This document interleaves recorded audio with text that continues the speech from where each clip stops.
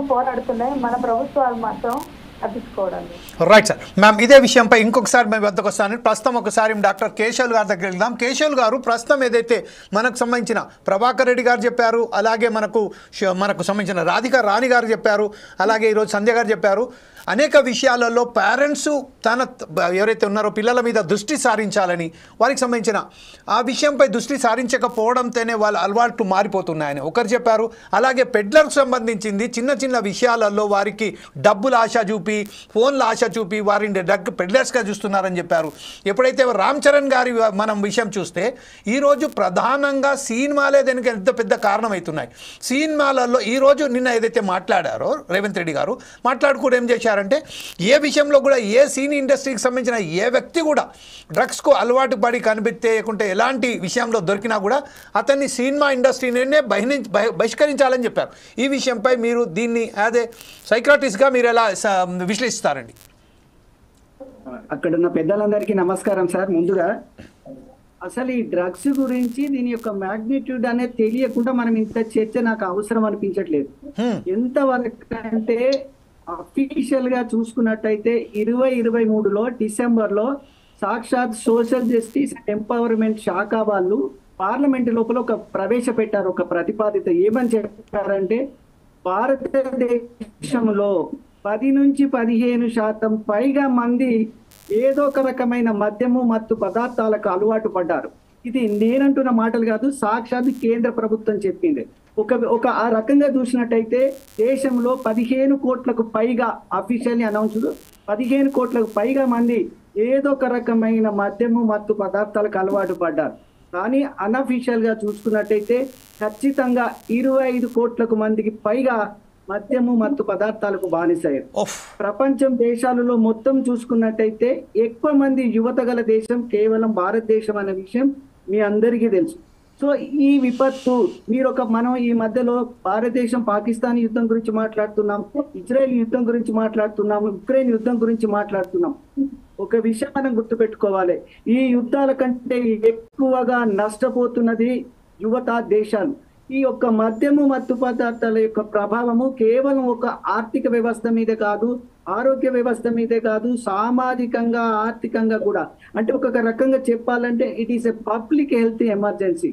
ఒకవేళ మన సౌత్ ఇండియాకు చూసుకున్నట్టయితే మేడం గారు మిగతా వాళ్ళు కూడా చెప్పారు, పంజాబ్ పరిస్థితి ఏంది, 66 లక్షల పైగా 2019లో లెక్క ఇది.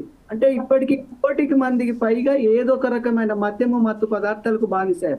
ఈ రోజు ఒకప్పుడు పంజాబ్ ఎట్లా ఉన్నత స్థితిలో ఉన్నది ఆర్థికంగా, ఇప్పుడు పంజాబ్ యొక్క పరిస్థితి ఎలా ఉందో మనం ఒక్కసారి ఆలోచించాలి. ఇక మన సౌత్ ఇండియా విషయానికి వచ్చేస్తే, సౌత్ ఇండియా స్టేట్ లో చూస్తే తెలంగాణలో 33 లక్షల మంది పైగా ఏదో ఒక రకమైన మద్యము మత్తు పదార్థాలకు అలవాటు పడడం చాలా బాధాకరం. ఇందులో 10 నుంచి 17 సంవత్సరాల విద్యార్థులు అంటే యువతనే 3 నుంచి 4 లక్షల మంది పైగా బానిసలయ్యారని సాక్షాత్ ఇవన్నీ ప్రభుత్వ లెక్కలు మాత్రమే. అంటే ఇంచుమించు 33 జిల్లాలో చూసుకున్నట్టయితే ప్రతి జిల్లాకు 80 నుంచి 1,20,000 మంది ఏదో ఒక రకమైన మద్యము మత్తు పదార్థాలకు అలవాటు పడ్డారు. ముఖ్యంగా మీ అందరికీ తెలుసు, నిజామాబాద్ కూడా ఈ మధ్యలో తక్కువేం కాదు. హైదరాబాద్, రంగారెడ్డి పరిసర ప్రాంతాలలో ఒకప్పుడు 160-80 వరకు ఉన్నటువంటి ఈ రోజు ఎన్ని అయిపోయాయో మన అందరికీ తెలుసు కదా. పబ్బు కల్చర్ పెరిగిపోతుంది, పబ్బులు వైన్ షాపులు పెరిగినాయి, బార్ల సంఖ్య పెరిగింది. ప్రొహిబిషన్ శాఖ ఏం చేయాలో అది చేయకుండా ప్రొహిబిషన్ అనే పేరుకు బదులుగా ఇవన్నీ ఎంకరేజ్ చేయడం. అంటే ఒక రకంగా చెప్పాలంటే ఈ డ్రగ్స్ అనేది డైరెక్ట్ గా డ్రగ్స్ తోటే ప్రారంభం కావట్లేదు. ఫస్ట్ వాళ్ళు సిగరెట్ తీసుకోవడమో, తర్వాత ఆల్కహాల్ నుంచి ఈ రకంగా ఒకదాని నుంచి ఒకటి అలవాటు పడుతున్నారు. సో ఇంత భయంకరమైన 10 నుంచి 15% పైగా మంది ప్రజలు పబ్లిక్ హెల్త్ ఎమర్జెన్సీగా డిక్లేర్ చేయవలసిన ఒక ఇష్యూను పట్టించుకోకపోవడం బాధాకరం. గత ప్రభుత్వాలతో పోల్స్తే ఈ మధ్యలో గౌరవ ముఖ్యమంత్రి రేవంత్ రెడ్డి గారు పట్టించుకోవడం చాలా సంతోషం. కానీ గత సంవత్సరం నుంచి, గత ప్రభుత్వంలో కేసీఆర్ ఉన్నప్పుడు అకున్ సబర్వాల్ చేసిన కేసును ఇప్పటి వరకు పట్టించుకోకపోవడం, దాంతో ఏంటి ముఖ్యమంత్రి గారికి ఏ అలవాట్లేదు, చాలా సంతోషం. ప్రధానమంత్రి గారికి ఏ అలవాట్లేదు. అక్కడ అతను, ఇక్కడ ఇతను, ఇద్దరు యాంటీ డ్రగ్స్ మీద చాలా మాట్లాడుతున్నారు. మోడీ గారు కూడా నష అనేది అంటే దాని గురించి కూడా ఒక 400 కోట్లు కేటాయించి దేశవ్యాప్తంగా దీన్ని ఇండియా ఫ్రీలో చేద్దామని చేస్తున్నారు. చాలా సంతోషం. రేవంత్ రెడ్డి గారు కూడా చేస్తున్నారు. కానీ వాస్తవ మాటలకు చేతలకు పొందనలేకపోవడం మాత్రమే బాధాకరం. నిజంగా సినిమా యాక్టర్లు ఎక్కువ సెలబ్రిటీ స్టేజ్ అలవాటు అయినాయి. వాళ్ళ మీద ఒక్క చర్య తీసుకున్నారా? ఎన్డీపీసీ యాక్ట్ ప్రకారం 10 సంవత్సరాలు జైలు శిక్ష వేయాలి. మరి ఎక్కడికైనా ఎవరికైనా కనీసం ఒక్కరికైనా జైలు శిక్ష పడిందా? సో మనకు నిజంగా మనస్ఫూర్తిగా ఉండాలి. ముఖ్యమంత్రి గురించి అభినందించక తప్పదు. మేము చేతల్లో కావాలంటున్నాం. ఎందుకంటే యూత్ ఎక్కువగా ఉంది. ప్రపంచంలో యుద్ధాల కంటే ఎక్కువగా నష్టపోయేది డ్రగ్స్ మహమ్మారి ద్వారానే. ఈ మహమ్మారిని తరిమి కొట్టకపోతే భవిష్యత్తు ఇండియా విలవిలలాడవలసిందే. ఇప్పుడు పంజాబ్ పరిస్థితి ఏమైంది, చుట్టుపక్కల దేశాల పరిస్థితి ఏమైందో మనందరూ తెలుసు. సో మీతో మీరు అన్నారు కదా, ఖచ్చితంగా ఎలా తగ్గించాలి అంటే అలవాటు ఒకసారి అయిపోతే